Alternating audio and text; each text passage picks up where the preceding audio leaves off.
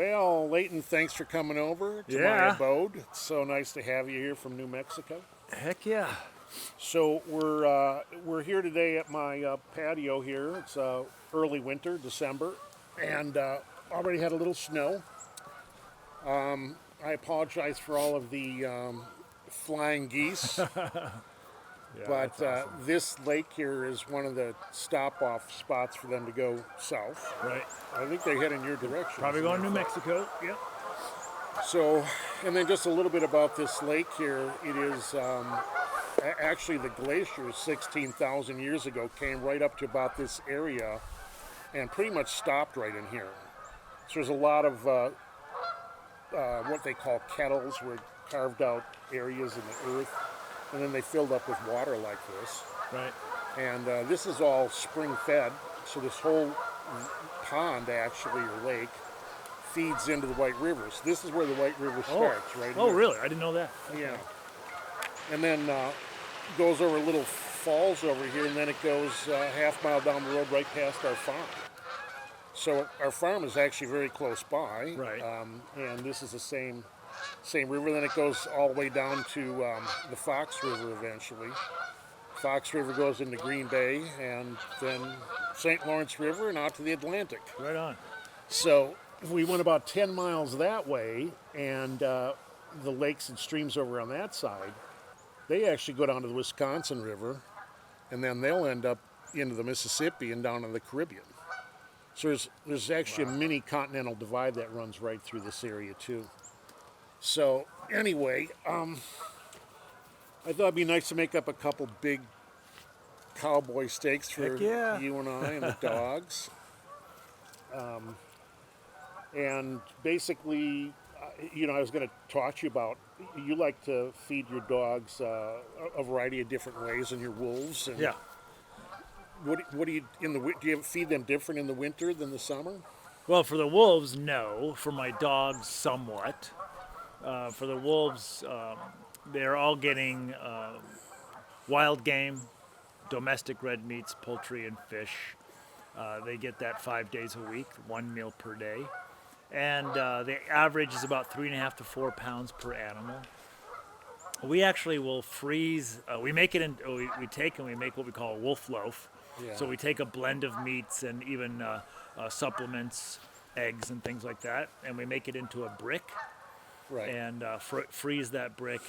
And and some animals do get thawed food, but for the most part, everybody gets frozen food. The animals that get thawed food are those slower eaters. The ones that get the frozen food are those fast eaters. But we'll even feed full carcasses or partial carcasses to a group of animals. Right. So they're getting raw.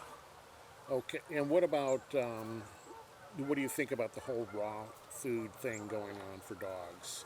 Well, I mean, I like it. I think that raw food is great. I also feel that that cooked food is fine too, depending on what it is that you're cooking, of course. Yeah. But I'm not really. I don't proselytize either or. I really think that it's what's convenient for the pet owner. Right. And I love cooking for my dogs. Right. But I still feed my dogs a high quality kibble, and I feel like if I'm paying between $1.50 and $2 a pound for my kibble, I'm getting a pretty good high quality kibble, and I make sure that there's no grains, there's no pea proteins, no bean flours, any of that sort of thing in my kibble for my dogs. Right. But I will every single day cook or make up some sort of gravy that goes on top of that kibble. Right. I do something similar. I like to feed my dogs thin sliced meats, basically, and like flank steaks. Yeah. And round, top round, bottom round. And then I just grill it on both sides fast to knock out any kind of bacteria that might be on it. But just a few minutes, Right. And then I cut it into slices for them and add it to some vegetables and anything else I might have around. Yeah. My concept about kibble is that kibble is croutons, so Yeah, it's really I throw it as it's crunch. crunchies. I throw it as crunch. Yeah. And in that way, I'm able to give them some raw because the middle of the meat's still raw. Sure. And I really do believe that dogs love the smoky caramelized meats that we do too. Absolutely, yeah. Because I mean, we're sitting around this fire here today, and for the last anywhere from 15 to 40,000 years, dogs have been our companions.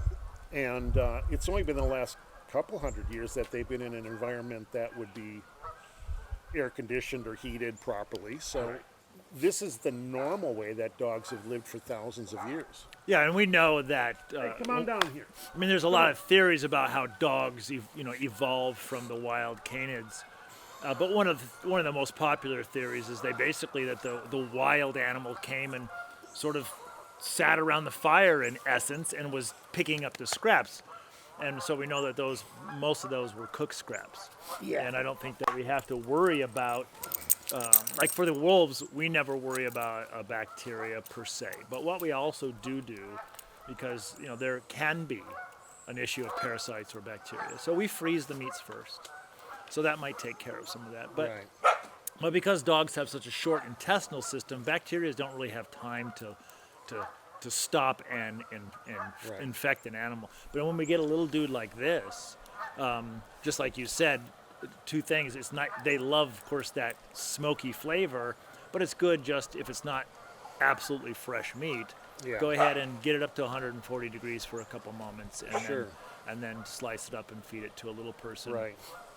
Because I do believe that the smaller dogs, the toy dogs, are definitely not always a candidate for a raw food diet. Right. That's just my personal opinion. Yeah. And I know a lot of people, there's a lot of mixed emotions about vegetable matter in dog foods or dog treats. And, we had that discussion the other day, Right. how we've actually had to fence out dogs from the garden because they're eating all the strawberries or they're digging up carrots. Right. So it's the case in point is that dogs will eat some vegetables or fruits if they like Right. them. I know a lot of dogs that like apples. Yeah. My dog loves pineapple, which is so crazy. Yeah. I have a dog that loves pineapple. Yeah. And cantaloupe. And, But if they're going to eat it, they're not going to necessarily eat what's wrong for them. right. They pretty much have a good sense of smell and they know what's going to Yeah. help them out. Yeah. But I am a major advocate for feeding meat Right. to your dog, Yeah. not trying to feed your dog all Well, fruits and because we're in vegetables. the sweet potato dog chew business, I've had a lot of people come up to me and tell me about different vegetables and fruits that their animals love. Yeah. And I've heard even about this woman who's kept going out to her garden and the peas, she'd look in the peas and it was empty. The pod was empty. And they finally realized that their dachshunds were going over there and knew how to crack open the pea pod and eat get those those little peas out Yeah. of there and leave the pod intact. Well, and we have to be careful about that because that will somehow send a signal to somebody that say, oh, well then, if that's the case, then the pea protein in my dog food must be great. It's not, because there's no way your dog could eat that many peas to Right. equal the volume of Right. pea protein that's being Yeah. put into a dog food. So we do have to be careful. When I about go to some of these trade shows that they sell pet ingredients because we're making up our own dog food eventually. But you go to table after table after table and they're selling you pea proteins. Right. And they talk about how they take the pea and they fractionate it, and this starch goes to paste, and this starch goes to one thing or another, and then this fraction of it is high in protein, and we could sell that to you. Right. So, But it's not digestible, it's not absorbable protein for our dogs. yeah. Well, It's I always not walk away from the table bioavailable. and I go, why don't I just give them some peas? Yeah. They Yeah. look at me like, well, Give them some peas because then you're getting the whole food. right. You're not getting a fractionated food, and we also need to consider that when we pull those parts out of that food, then we're giving an animal something that's not bioavailable, Yeah. and it's not really going to Yeah. nourish their body, and that's feeding means nourishment. It Right, doesn't mean right. just fill a belly. Right. I was going to talk to you about, it's perfect because it's wintry, and, in a tribal situation, sometimes I think about, because this area was very populated with Native Americans. Sure. And if you look in the creek beds and whatnot, there's cattails, there's different types of cresses in the water, Yeah. and there's certain pine trees that have They have vitamin C in their seed or sprout. So in the winter, people would have to travel sometimes to gather cresses out of a river, Sure. or even some other types of things that had the vitamin C in them. And I just imagine that in their traveling, of course, they would bring their dog along or two, Sure. because not only for protection or as a sentinel, or or even help them catch food. And one of the things that if your dog was with you out in a natural environment and it was winter, which would be the case for any northern dog Sure. for at least 4 to 6 months a year, I wouldn't feed my dog just a raw piece of food. I would cook it, number one, for parasites. Even native people must have known that there were some parasitic issues, and this goes back. Well, you can see it in meats when Yeah. there is an infestation. Sure. Yeah. But in addition to that, it's just like getting a warm cup of broth. When you put something warm in you, you're not burning calories to bring that up. So, right. like, there's even people that are on a cold water diet because they're trying to lose weight, because they drink cold water and their body has to burn calories to warm that back up. to form that back up. So, in a situation where food might be scarce, and you might have a small rabbit you have to split between yourself and two dogs or something, you would be much better off cooking it so that they get calories from the heat too. Well, they're not burning calories because because to they're try not to burning digest calories as much, right? and also it's nourishing that way. There's actually the amino acids are more available that way, and I just believe that raw food is fine, and I add a lot of raw food to my dogs too. I'll just chop up meats or give them raw meat from time to time. Yeah. But generally speaking, the vegetable matter has to be cooked in order for those celluloses and all those other things to break down and get the digestive nutrition out of it. And meats, of course, they could eat raw, but I'm still, being a chef and being in the restaurant industry for so many years, I have a real hard time not cooking things, right? Yeah. Definitely. Number one, and it's a bias. I mean, I'm a chef, right? So I like to cook, and it gives me pleasure to cook for my dogs. And, Yeah. Well, that's how I started, as a young man thinking about dog food and feeding dogs. I met an old man when I was 19. He was 52. yeah, But at 19 years old, 52-year-old's old. And he was a chef, but he was a chef for dogs. And this man had more cookbooks in his home than I've ever seen ever to this day, because he was a gourmet chef, but he wasn't working as a chef. He was just cooking for his dogs on a daily basis. yeah, And he showed me many recipes, which I really appreciated.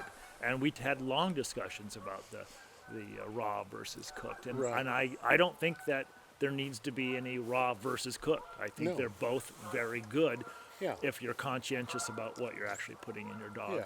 I mean, we want to avoid some things. We want to avoid, GMOs. We want to avoid, too many prepackaged type foods for our dogs. We want to stay as whole food as possible. yeah. And I like to look to nature as the example, and I think nature has the whole foods. Something interesting also, my dogs, as well as the wolves at our sanctuary, because there's pinyon trees everywhere. Yeah. Inside our habitats and outside the habitats, I have seen the wolves and the dogs grazing essentially on pinyon Yeah. nuts. I mean, Yeah. eating 50, 60, 70, 100 at a time Right. in a matter of 15, 20 minutes. Yeah. And so they're eating shell and all, which offers fiber. Right. And we know that our dogs do need some sort of fiber, and that's why they're eating grasses very often. And like at the wolf sanctuary, where grasses aren't always available, they're only really available seasonally. Yeah. They'll actually eat pine needles. Wow. But they prefer like the fur. Yeah. So we actually will cut like elk fur into chunks and then give it to them. Oh, We'll give them interesting. full elk heads. They'll take the entire fur off and eat almost all of it. We'll give them full on legs. They'll eat the hooves and the hide off of that. Right. And then we can see it in the scat how that's benefiting them. Yeah. So I think that it's something that new dog owners kind of need to become aware of, is that there's a lot of stuff that your dog can eat. Yes. We like to stop our dogs from eating things when we're on a walk in the woods somewhere, maybe. Right. And definitely Like mushrooms that might get them ill. Or, yeah, and for the most part, dogs don't really graze on things that are bad Yeah, for them. right. It's not to say that they don't make mistakes, Yeah. but we also want to make sure that if they're going to be eating some grasses, that they're not eating the grass in our lawn if we're fertilizing that with chemical fertilizers Oh, or anything yeah. like that. Because Yeah. people tend to, they know a dog needs to eat grass, or their cat needs to eat grass, but then Yeah. let's consider what they're eating, what's on that grass. Well, finally, what I want to say about that is that if I had a warm piece of meat in this hand and a cold piece of meat in this hand, and I held it like this, Yeah, they would pick the warm piece every time. yeah, Because dogs smell something like 64 times better than we do. right. So scent is so important to them. And, and also they like that smokiness because they've been hanging around at campfires for tens of thousands of years. Yeah. And I can walk through the door with some smoked meat in my pocket, and they'll know That gets just their when I attention walk real through quick. the door that I have smoked meat in my pocket. Yeah. And they won't leave me alone. Heck, just that smoky cheese we had yesterday. Yeah. Your dogs tried taking it out of my hand. It's just Oh, that did they really? smoky. Oh, smokiness. yeah. Yeah, that's smoked string cheese. Yeah. So yeah, I just feel like it's a good idea to try to help bust some of the myths around, feeding our dogs properly. Yeah. And It's kind of it's not an either or situation with the raw and cooked. It's a both and situation. yeah, it's what is easiest for the pet owner, in my opinion, and what Yeah. where is the pet owner geared to? I see that you buy those rotisserie chickens for your dogs quite often, Yeah, we do. and those are great. They Yeah. love them. My dog freaking Yeah. loves them. So. Yeah. And it saves us a lot of work. Just a couple things. I think a younger dog, their gastric juices are vibrant, and it's a good idea. Like I cut Lexi's food up because she's getting older. I cut her food a little bit smaller than I used to cut it because I feel that, especially when an animal's young, you could feed them chunkier things. Well, they have because sharper teeth. Huh? They have sharper teeth, so Right. they have better equipped tools in their mouth to break Right. it down. As a matter of fact, you need to feed them chunkier pieces of meat so that you do get their intestinal gastric juices and stomach juices working. Because this is, because it's like you and I. I mean, when we're younger, we could eat things that we just, have no problem eating and processing. But as you get older, you have to be a little bit more careful about what you eat because your teeth aren't as good, let's put it that way, and dogs the same thing. Mm-hmm. The digestive tract is not as strong as it was. So one of my thoughts is that, as dogs get older, cut their meat a little bit smaller and make it easier to digest. Yeah, well, one of the things I've said over the years about digestion, referring to the wolves, is the hunt is the first part of digestion. That's yeah. where it gets the whole body involved. They're salivating, they're hungry, the digestion starts really, they're not eating yet, but they're getting their body ready for that. And then Yeah. there's this other thing that once they've got their kill, and is they have these enormously powerful necks, and they're ripping and tearing on that food. Right. And I believe that's also a part of it. And then, of course, what a wolf will do, and some of our dogs do too, is they'll wolf down their food in a Right. big old chunk, Right. and then they'll quietly go somewhere else, Yeah. regurgitate it, and sit down and actually chew it. Right. Right. And we don't like it when our dogs do that in our Yeah. house. It's never a good idea. Yeah. So when I give my big dogs at home, a big chunk of meat, I'm like, go outside, because I know what they're Yeah. going to do with it. Go outside. Yeah. And so they'll take it outside and deal with it out there. But In terms of things that animals pick up outside, eat too vegetable-wise, we've all seen the video of the coyote up in the apple tree in the winter eating apples. yes. And I had a dog, Jasper. Actually, when I created this product, Jasper was my main test dog. And we lived in a home that had an orchard that had been abandoned for a number of years. Yeah. So there was a lot of dried fruit just under the trees. And Jasper loved to hang out outside in that orchard. Yeah. And it took me a while to realize what he was doing. He was eating like dried apricots and dried peaches, and I'd go like in the living room, and there'd be a pile of like pits, perfectly clean, just a little pile, and I was like, wow, he ate those, digested everything, and then regurgitated the pits. Yeah. And yeah, I mean, he just loved it, and I'm pretty sure that wild wolves and even us humans throughout history, we would preserve a lot of our food through drying. Oh yeah, for sure. And so definitely animals would be eating dehydrated Well, we know berries that big cats will drag their food and cache it in a tree, and it'll dry out up there. Wolves will bury their food and basically ferment it. right. But then also along that same line is that on Isle Royale, they close the island to tourists at the end of harvest season for the apple orchard there. And then the wolves will come in and eat those apples off the ground. They'll literally get intoxicated from the rotting apples. Oh wow. So we So- have to remember that canids do eat fruits and vegetables. Yeah, We can't yeah. say they are obligate Right. carnivores like a cat or a fox. And they like hard cider, I guess. huh? Speaking of hard cider. Yeah. So, All right. yeah, Well, let's get these steaks going. please, let's and, put these tomahawks Let's on have a here. little something to eat. Right on. Thanks, David.